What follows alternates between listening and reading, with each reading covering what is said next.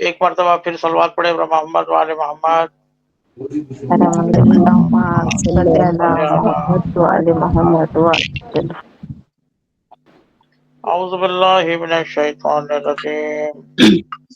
بسم اللہ الرحمن الرحیم. الحمد للہ الذی خلق السماوات والارض وجعل الظلمات والنور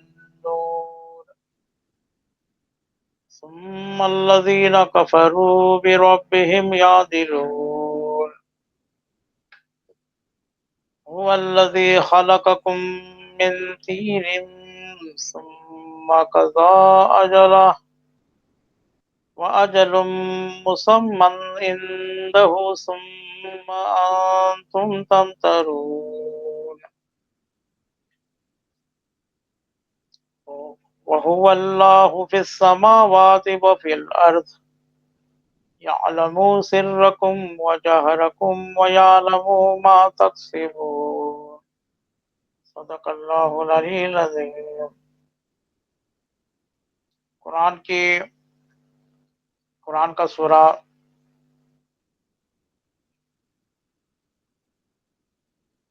سورہ انعام چھٹا سورہ ہے.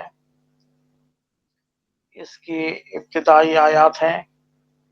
آج جتنا ممکن ہو سکے کوشش کریں گے کہ زیادہ سے زیادہ آپ لوگوں کو ان آیات کے متعلق معلومات دیں.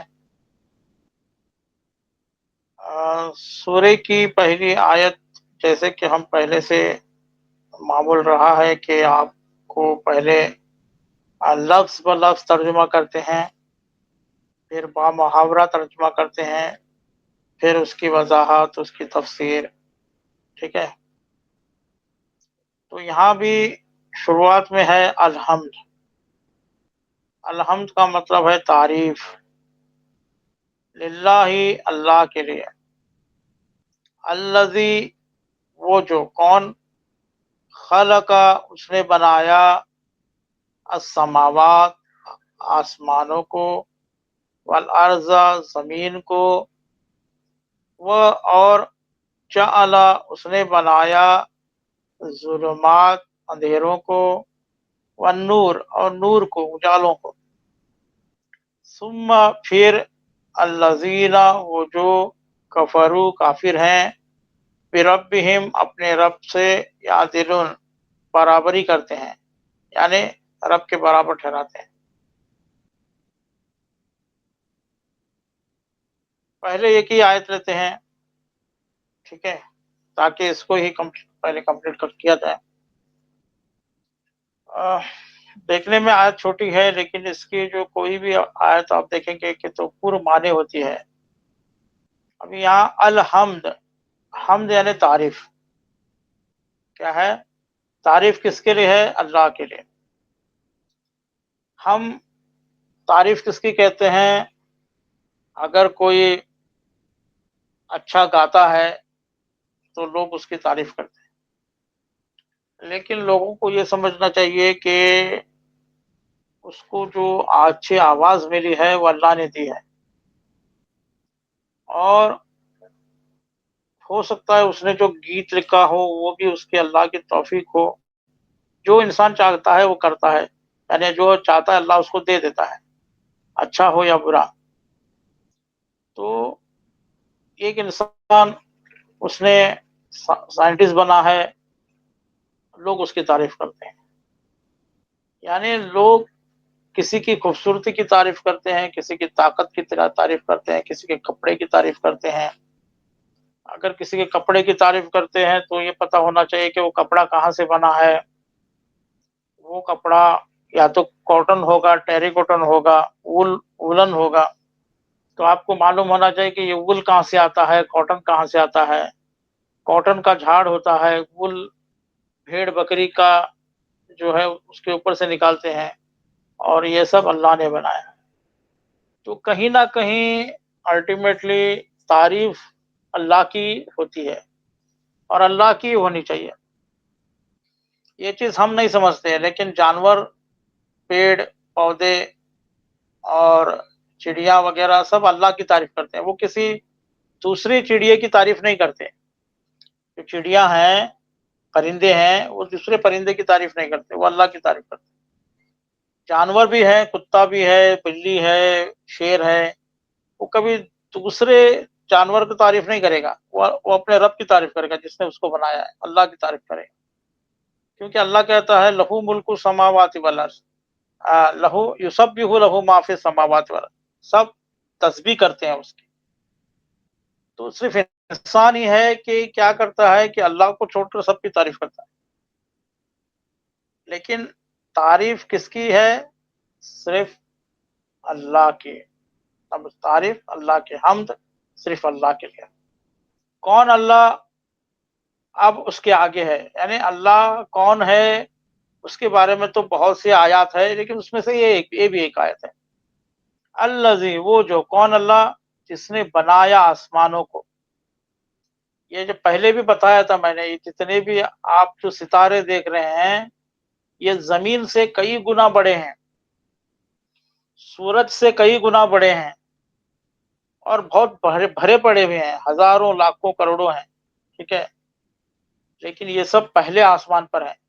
انسان پہلے آسمان کے حد کو پار ہی نہیں کر سکا، یعنی پار نہیں کر سکا مطلب گیا نہیں، دیکھا بھی نہیں. اس نے جو اپنا جو ٹیلیسکوپ جو بھی بنایا ہے، اور وہ صرف آبزرویبل یونیورس ہے، یعنی وہ وہاں سے وہ جو مشینری لگا کر وہ دیکھ سکتا ہے کہ یہاں پر یہاں ہے. اور جتنے بھی یہ پلانٹس ہے، یہ جو پلیٹو ہے، سیٹرن ہے، جتنے پلانٹس ہیں سب پہلے آسمان کے چیزیں ہیں جو انسان دیکھ سکتا ہے. اور اللہ کہہ رہا ہے کہ سماوات، یعنی پلورل یوز کیا، پلورل.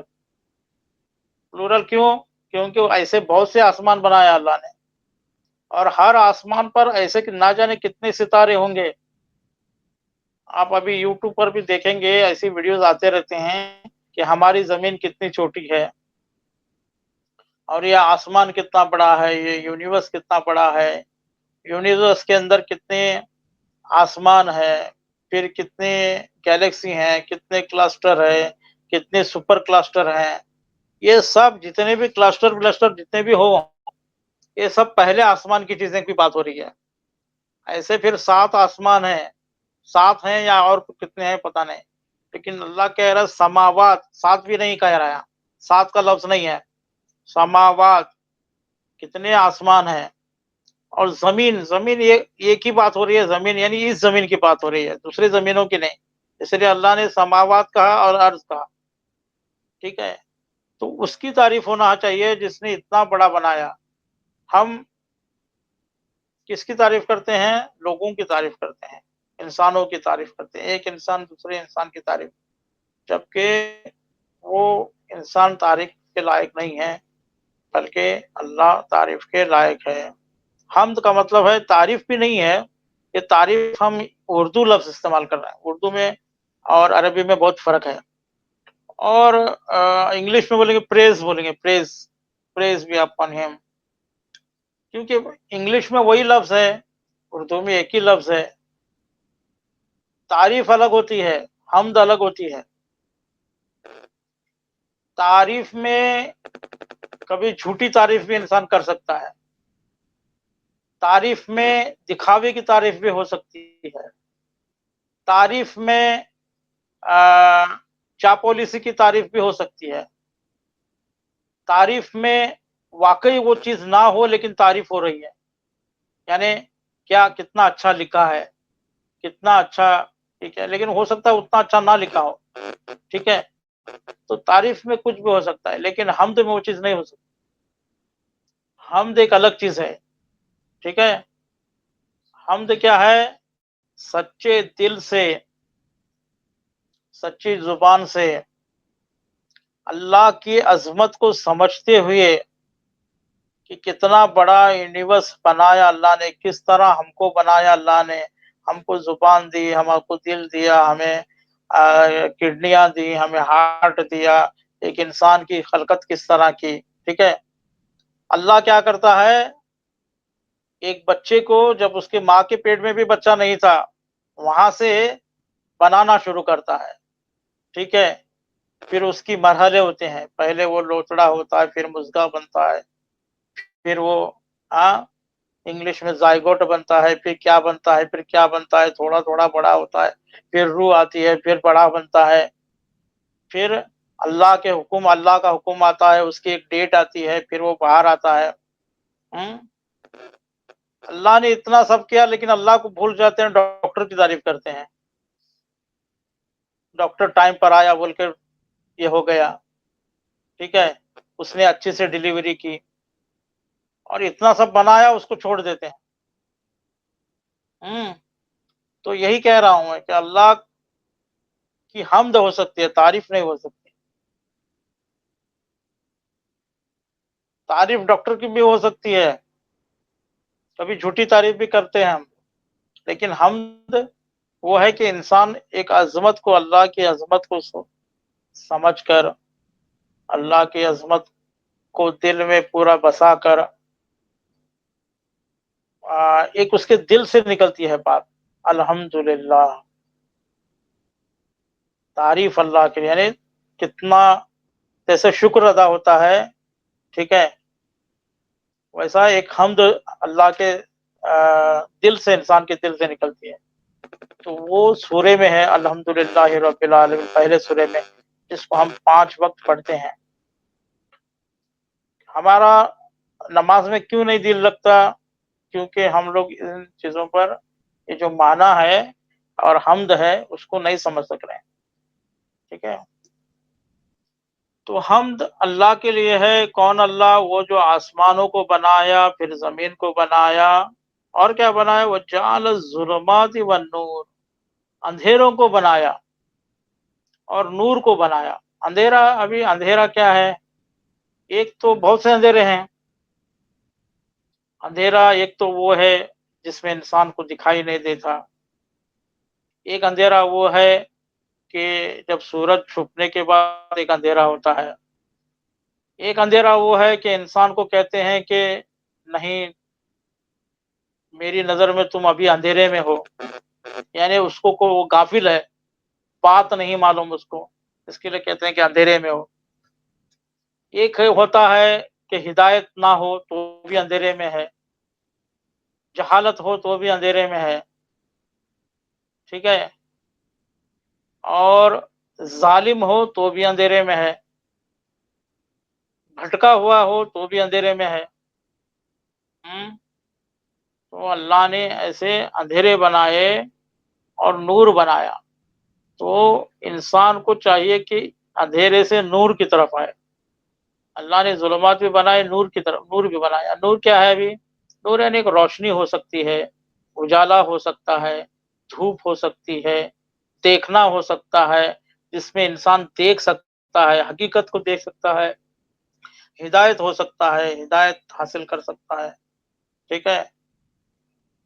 اتنا سب بنانے کے بعد پھر بھی یہ جو کافر لوگ ہیں، ثم الذین کفروا بربہم، اپنے رب کے بارے میں یعدلون، یعدلون یعنی شریک ٹھہراتے ہیں، اس کی برابری ٹھہراتے ہیں، کہتے ہیں کہ نہیں، اس نے مجھے بچایا ورنہ میں ابھی مر جاتا، اس نے مجھے زندگی دی، اس نے مجھے کھانا کھلایا، ٹھیک ہے۔ اللہ کو بھول جاتے ہیں، اور اللہ کے اس میں ہم انسانوں کو، کبھی پیڑ کو پوجا کریں گے، کبھی پتھر کو پوجا کریں گے، کبھی گائے کو پوجا کریں گے، کبھی بھینس کو پوجا کریں گے، کبھی انسان کے پیچھے بھاگتا ہے، انسان کے پیچھے، انسان کبھی دیکھیے، کبھی کبھی بہت مرتبہ ایسا ہوتا ہے کہ جو گھر میں کبھی ایسا انسان ہوتا ہے جو دوسرے انسان کے لیے پورا اس کا خرچہ اٹھاتا ہے اور اس کے اوپر پیسہ خرچ کرتا ہے، تو وہ کیا کہتا ہے بعد میں؟ یہ تو میرے لیے بھگوان ہے، یہ تو میرے لیے خدا ہے۔ تو انسان کو خدا کے برابر لاتے ہیں اس طریقے سے لوگ۔ کبھی کبھی انسان اپنے باس کو، اپنے جو بھی اس کو پیمنٹ دیتا ہے اس کو خدا سمجھتا ہے۔ کبھی انسان منسٹرز کو خدا سے کرتا ہے، یعنی اس کے پیچھے بھاگے گا، اس کے آگے پیچھے بھاگے گا، وہ جو کہے گا ویسا کرے گا، یعنی اللہ کو چھوڑ کر इंसानों के पीछे भागते हैं। और अल्लाह से ज्यादा बहुत से लोग, बहुत से मैं देखा हूँ ऐसे कंपनियां भी हैं जिसमें लोग जो काम करने वाले हैं अल्लाह को कम डरते हैं, अपने बॉस से ज्यादा डरते हैं, यानी वो अल्लाह के बराबर ठहराते हैं। या दिलुन, वही कहते हैं या दिलुन, ठीक है। लेकिन अगर क्यों? क्योंकि वो देखता है कि बॉस मेरा इतनी बड़ी कंपनी का मालिक है, हाँ 10-10, 20-20 एकड़ में उसकी कंपनियां बसी हुई हैं। वो जब आता है तो एरोप्लेन से आता है, हेलीकॉप्टर से आता है। ऐसी बड़ी कंपनी में मैं काम कर रहा हूँ, मैं नौकर हूँ, लेकिन इतनी बड़ी कंपनी का मालिक जब आता है तो वो सब छोड़ छाड़ कर उसको सलाम करने के लिए या उसको देखने के लिए आते हैं लोग। क्यों? उसके पास बहुत सा पैसा है, बहुत से एकड़ में उसकी बहुत बड़ी कंपनी है। लेकिन यही चीज होती है, अल्लाह को क्यों बॉस नहीं समझते हम? क्योंकि हमको नहीं मालूम अल्लाह कितना बड़ा है, अल्लाह ने क्या क्या बनाया है। अगर ये सब सोचेंगे ना कि अल्लाह ने कैसे कैसे आसमान बनाए, कैसे कैसे प्लैनेट्स बनाए, कैसे कैसे उसका सब कुछ उसका है, तब इंसान को बॉस नहीं समझेगा, अल्लाह को बॉस समझे ना। तो इसके बारे में और भी समझाने की शायद जरूरत है, लेकिन हमारा वक्त पूरा हो चुका है, इसलिए हम यहाँ पर समाप्त करते हैं। अगर किसी को सवाल करना हो तो सवाल कर सकते हैं।